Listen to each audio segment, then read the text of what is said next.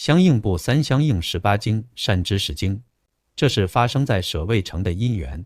居萨罗国的波斯匿王坐在一旁，对世尊说道：尊者，当我独处静坐时，心中升起这样的想法，世尊所说的法是善说的，但这需要善知识、善伴侣、善朋友的帮助，而不是恶知识、恶伴侣、恶朋友。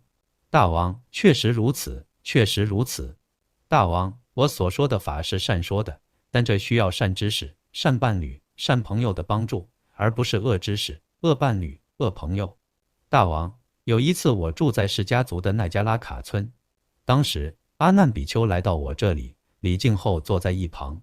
坐定后，阿难比丘对我说：尊者，善知识、善伴侣、善朋友是梵行生活的一半。大王，当阿难这样说时，我告诉他：阿难，不要这样说，不要这样说，善知识、善伴侣、善朋友是整个梵行生活，而不是一半。因为有善知识、善伴侣、善朋友的比丘，可以期待他会修习和多修八正道。阿难，一个有善知识、善伴侣、善朋友的比丘，如何修习和多修八正道呢？在这里，比丘修习正见，这正见是依远离、依离贪、依灭尽、趋向舍离的。他修习正思维、正语、正业、正命、正精进、正念、正定，这些都是依远离、依离贪、依灭尽、趋向舍离的。这样，比丘就是有善知识、善伴侣、善朋友的修习和多修八正道。阿难，通过亲近我这个善知识，众生从生老病死、忧悲苦恼中解脱。由此可知，善知识、善伴侣、善朋友就是整个梵行生活。因此，大王，你应当这样学习：我要成为善知识、善伴侣、善朋友。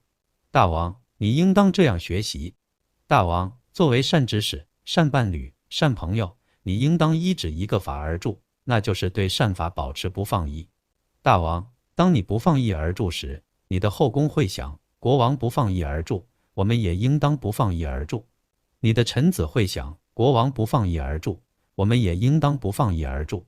你的军队会想：国王不放逸而住，我们也应当不放逸而住。城邑乡村的人民也会想：国王不放逸而住，我们也应当不放逸而住。大王，当你不放逸而住时，你自己会得到保护，后宫会得到保护，国库也会得到保护。世尊说完后，又说记。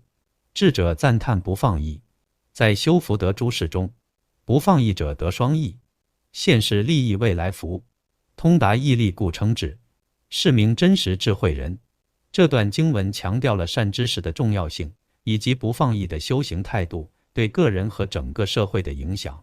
它说明善知识不仅是修行的助缘，而是整个修行生活的根本。